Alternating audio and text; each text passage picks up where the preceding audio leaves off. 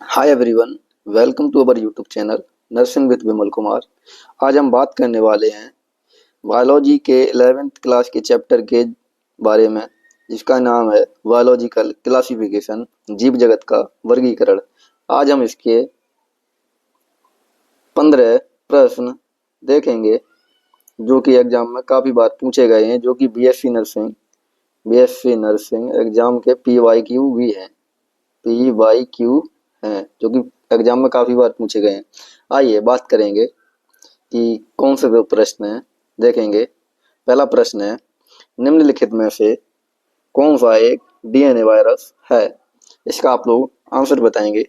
Right answer क्या है इसका? Option A hepatitis A, option B hepatitis B, option C hepatitis C. आप लोग इसका आंसर बताएंगे किस में डीएनए वायरस पाया जाता है। इसका राइट आंसर होगा हेपेटाइटिस बी।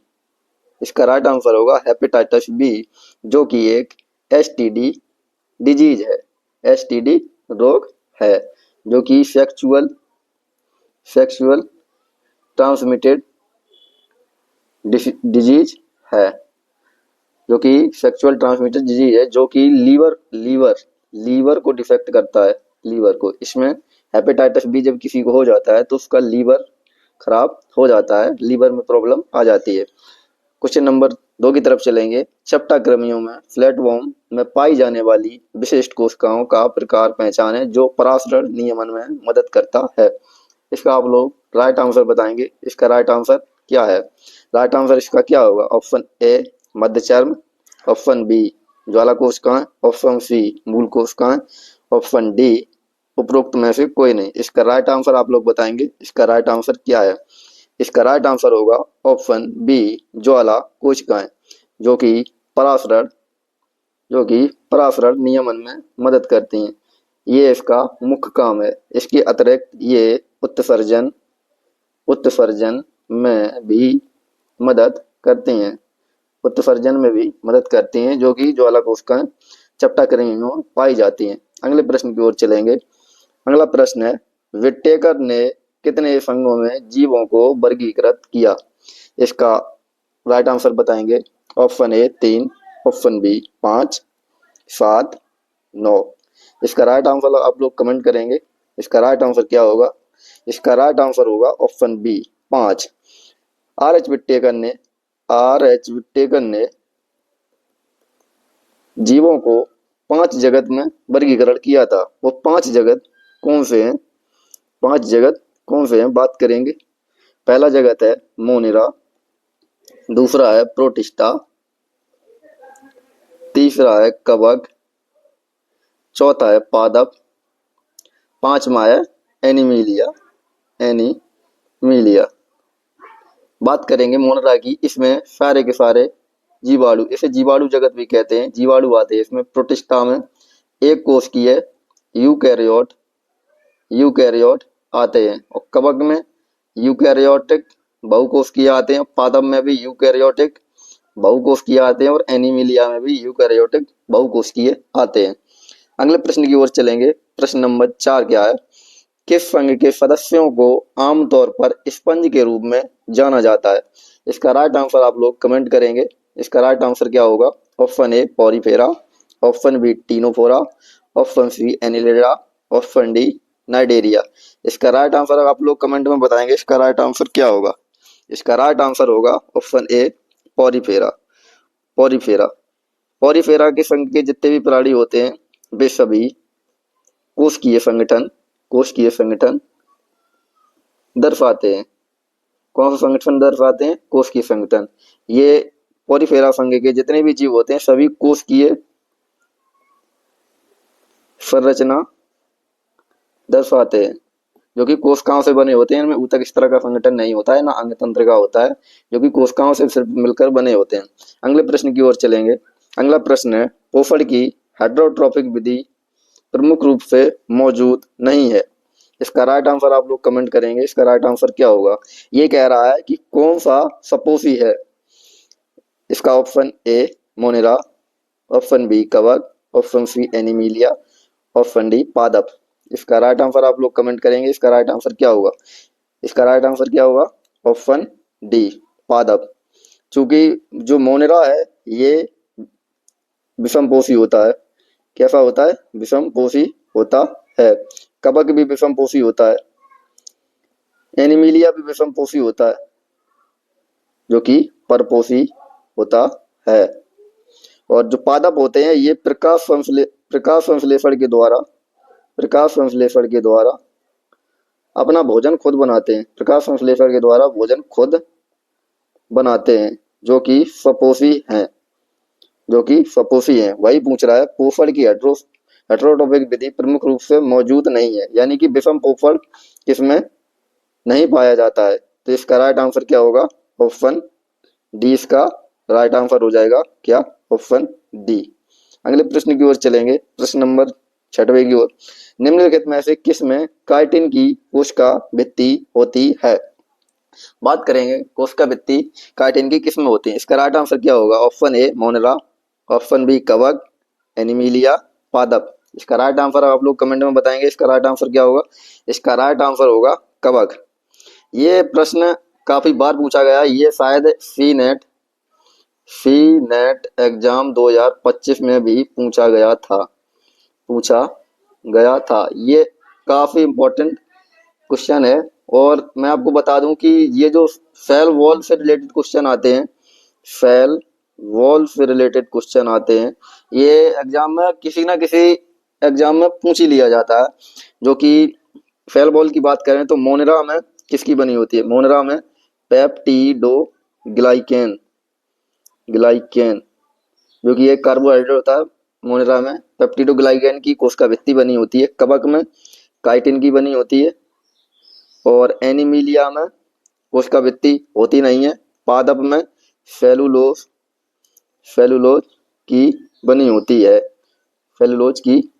है। ये क्वेश्चन बहुत ही ज्यादा इम्पोर्टेंट है। मैं आपको बता दूं ये क्वेश्चन बहुत ही ज्यादा इम्पोर्टेंट है, कोशिका भित्ति वाला। या तो मोनेरा जगत में पूछ लेगा कि मोनेरा जगत में किसकी कोशिका भित्ति बनी होती है, कवक जगत में किसकी कोशिका भित्ति बनी होती है। और ये क्वेश्चन भी पूछ लेता है किसमें कोशिका भित्ति नहीं पाई जाती है, तो वो एनिमिलिया है, जंतु जगत है जिसमें कोशिका भित्ति नहीं पाई जाती है। और पादप में सेलुलोज की कोशिका भित्ति पाई जाती है और अदर भी होते हैं, इसमें मुख्य होता है सेलुलोज। तो ये क्वेश्चन याद रखना। इसका राइट आंसर क्या होगा? कवक में काइटिन की कोशिका भित्ति होती है। अगले प्रश्न की ओर चलेंगे, प्रश्न नंबर 7 की ओर। एक कोशिकीय यूकैरियोटिक जीव में शामिल हैं। इसका राइट आंसर आप लोग बताएंगे। मोनेरा जगत, प्रोटिस्टा, कवक, पादप। एक कोशिकीय जीव किस में शामिल है? इसका राइट आंसर होगा प्रोटिस्टा। प्रोटिस्टा के अंतर्गत एक कोशिकीय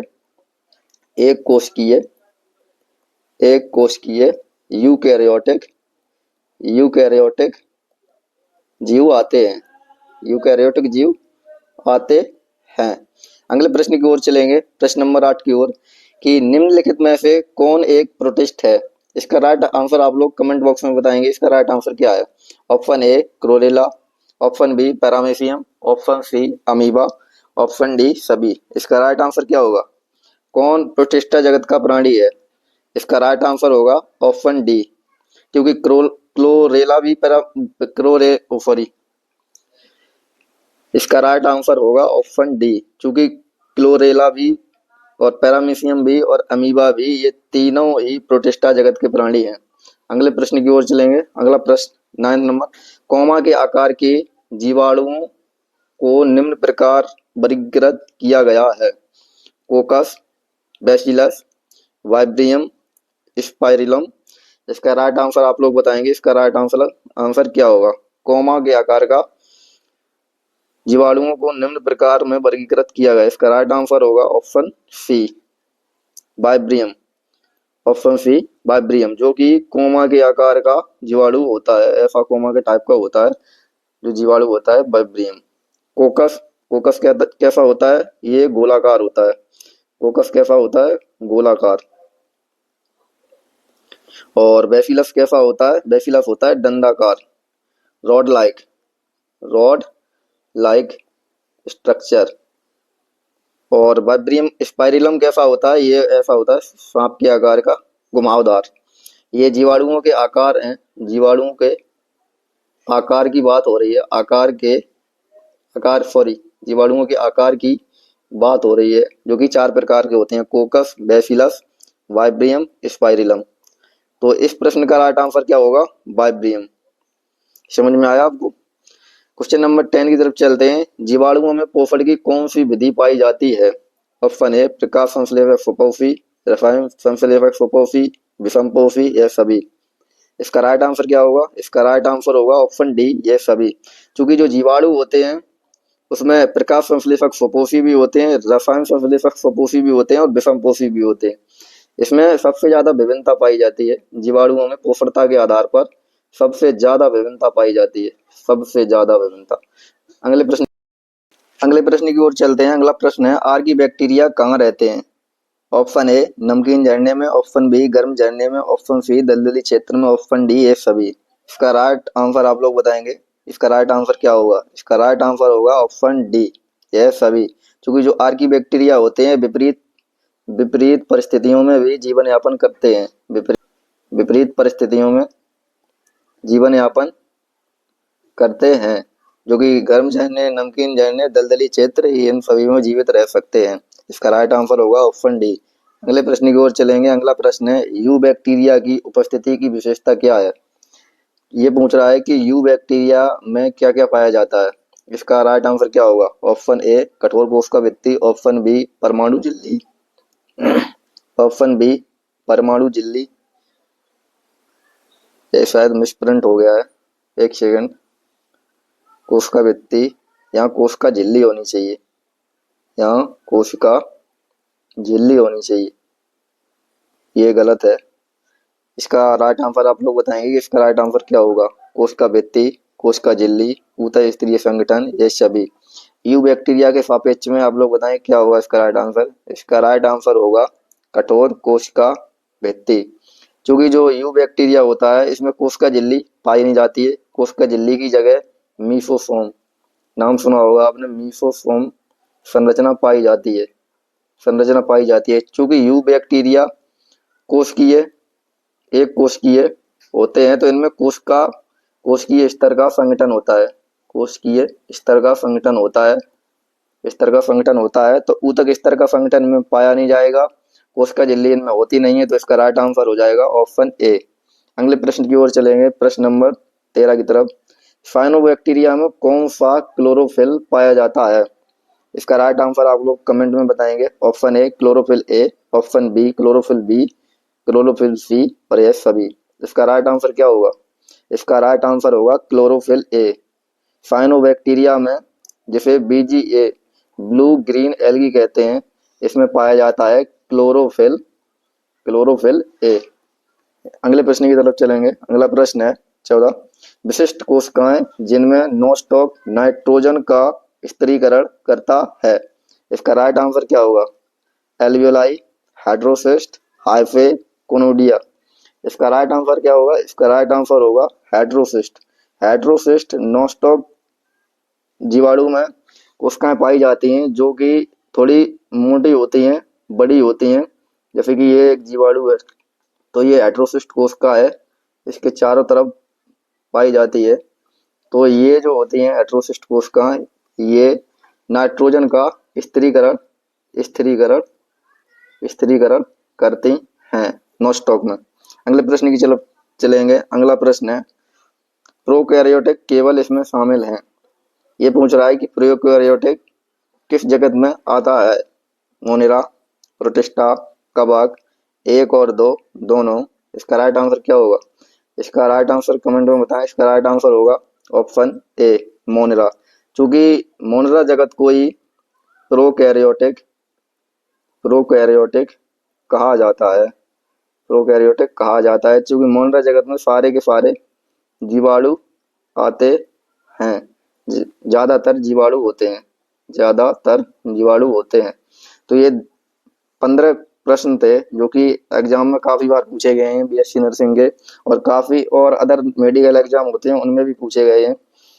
तो आप इनको तैयार कर लेना, और जिसको भी पीडीएफ चाहिए वो मुझे मैसेज कर देना। डिस्क्रिप्शन में मेरा व्हाट्सअप ग्रुप है, उसको ज्वाइन कर लेना। और अगर वीडियो अच्छी लगी हो तो वीडियो को लाइक कर देना एंड चैनल को सब्सक्राइब कर देना एंड बेल आइकन प्रेस कर लेना, जिससे मेरे आने वाली नोटिफिकेशन आपको मिल सके और बीएससी नर्सिंग से अपडेट से रिलेटेड जानकारी आपको समय के अनुसार मिल सके। Thank you.